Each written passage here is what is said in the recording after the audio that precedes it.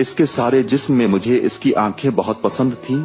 ये आंखें बिल्कुल ऐसी ही थीं जैसे अंधेरी रात में मोटर कार की हेडलाइट्स, जिनको आदमी सबसे पहले देखता है। अब ये ना समझिएगा कि वो बहुत खूबसूरत आंखें थीं, हरगिज नहीं। मैं खूबसूरती और बदसूरती में तमीज कर सकता हूँ, लेकिन माफ कीजिएगा, इन आंखों के मामले में सिर्फ इतना ही कह सकता हूँ कि वो खूबसूरत नहीं थी, लेकिन इसके बावजूद उनमें बेपनाह कशिश थी। मेरी और इन आंखों की मुलाकात एक अस्पताल में हुई।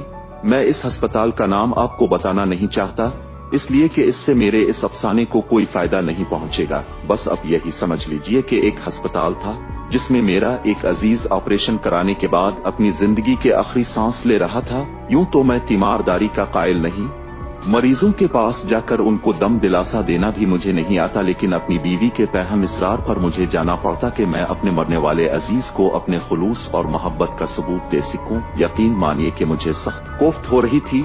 अस्पताल के नाम ही से मुझे नफरत है, मालूम नहीं क्यों। शायद इसलिए कि एक बार बम्बे में अपनी बूढ़ी हमसाई को, जिसकी कलाई में मोच आ गई थी, मुझे जे अस्पताल में ले जाना पड़ा था। वहाँ कैजुअल्टी डिपार्टमेंट में मुझे कम से कम 2.5 घंटे इंतजार करना पड़ा था। वहाँ मैं जिस आदमी से भी मिला, लोहे के मानिंद सर्द और बेहिस था। मैं इन आंखों का जिक्र कर रहा था जो मुझे बेहद पसंद थी। पसंद का मामला इंफरादी हैसियत रखता है। बहुत मुमकिन है अगर आप ये आंखें देखते तो आपके दिल और दिमाग में कोई रद्द अमल पैदा ना होता।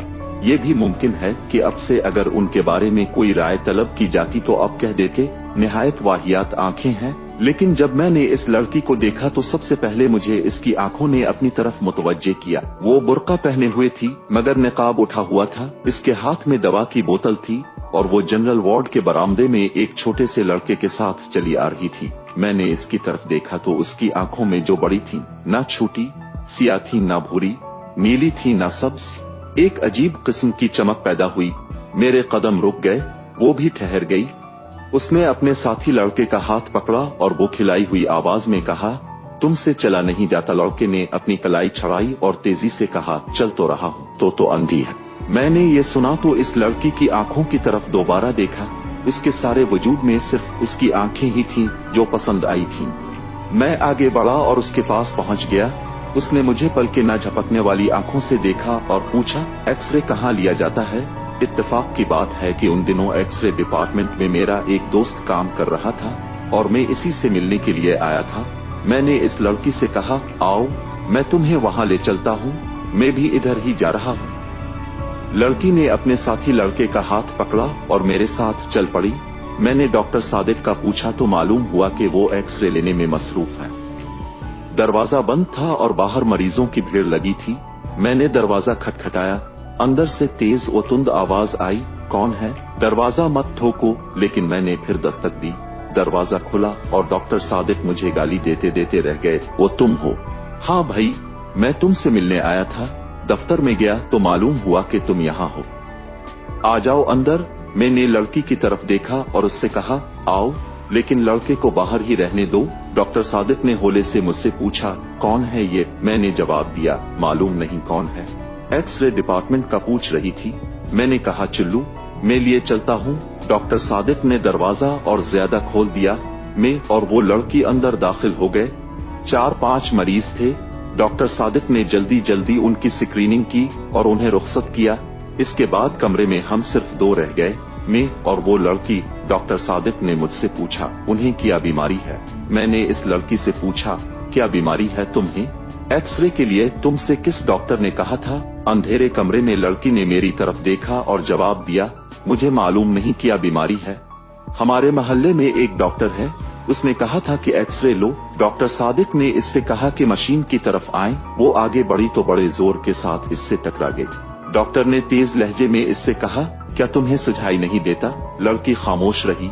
डॉक्टर ने इसका बुर्का उतारा और स्क्रीन के पीछे खड़ा कर दिया। फिर इसने स्विच ऑन किया। मैंने शीशे में देखा तो मुझे इसकी पसलियां नजर आईं। इसका दिल भी एक कोने में काले से धब्बे की सूरत में धड़क रहा था। डॉक्टर सादिक 5-6 मिनट तक उसकी पसलियों और हड्डियों को देखता रहा।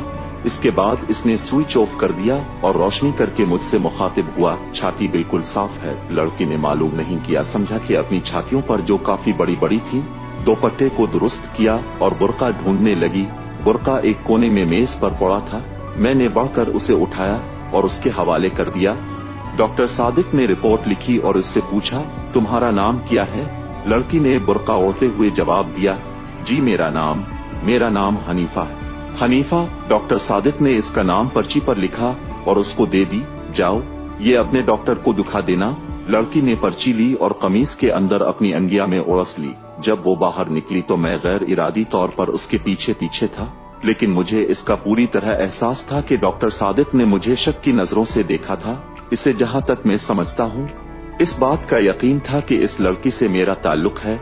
हालांकि जैसा अब जानते हैं, ऐसा कोई मामला नहीं था, सिवाय इसके कि मुझे इसकी आंखें पसंद आ गई थी। मैं इसके पीछे पीछे था। उसने अपने साथी लड़के की उंगली पकड़ी हुई थी।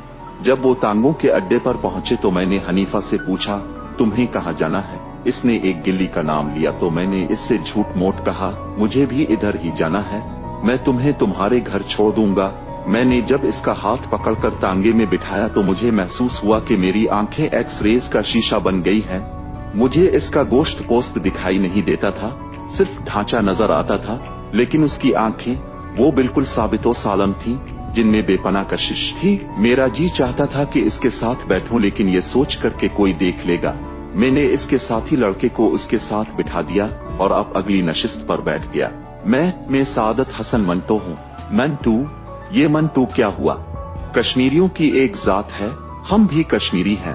अच्छा, हम किंग वासा हैं? मैंने मुड़कर इससे कहा, ये तो बहुत ऊंची जात है। वो मुस्कुराई और उसकी आंखें और ज्यादा पुरकशिश हो गई। मैंने अपनी जिंदगी में बेशुमार खूबसूरत आंखें देखी थीं, लेकिन वो आंखें जो हनीफा के चेहरे पर थीं, बेहद पुरकशिश थीं। मालूम नहीं उनमें क्या चीज थी जो कशिश का बाइस थी। मैं इससे पेशतर अर्ज कर चुका हूँ कि वो कतना खूबसूरत नहीं थी, लेकिन इसके बावजूद मेरे दिल में खुब रही थी। मैंने जसारत से काम लिया और उसके बालों की एक लट को जो उसके माथे पर लटक कर उसकी एक आंख को ढांप रही थी, उंगली से उठाया और उसके सर पर चस्पा कर दी। इसने बुरा न माना। मैंने और जसारत की और इसका हाथ अपने हाथ में ले लिया। इस पर भी इसने कोई मुजाहमत न की और अपने साथी लड़के से मुखातिब हुई, तुम मेरा हाथ क्यों दबा रहे हो? मैंने फौरन इसका हाथ छोड़ दिया और लड़के से पूछा, तुम्हारा मकान कहाँ? लड़के ने हाथ का इशारा किया, इस बाजार में। टांगे ने उधर का रुख किया। बाजार में बहुत भीड़ थी, ट्रैफिक भी मामूल से ज्यादा। टांगा रुक रुक कर चल रहा था। सड़क में चूंकि गड़े थे, इसलिए जोर के धचके लग रहे थे। बार बार इसका सर मेरे कंधों से टकराता था और मेरा जी चाहता था कि उसे अपने जानू पर रख लूं और उसकी आंखें देखता रहूं। थोड़ी देर के बाद उनका घर आ गया। लड़के ने तांगे वाले से रुकने के लिए कहा। जब टांगा रुका तो वो नीचे उतरा। हनीफा बैठी रही। मैंने इससे कहा, तुम्हारा घर आ गया है? हनीफा ने मुड़कर मेरी तरफ अजीबो गरीब आंखों से देखा। बदरौ कहाँ है? मैंने इससे पूछा। कौन बदरौ? वो लड़का जो मेरे साथ था। मैंने लड़के की तरफ देखा जो तांगे के पास ही था। ये खड़ा तो है। अच्छा, ये कहकर इसने बदरौ से कहा, बदरौ मुझे उतार तो दो। बदरौ ने इसका हाथ पकड़ा और बड़ी मुश्किल से नीचे उतारा। मैं सख्त मुतहय्यर था।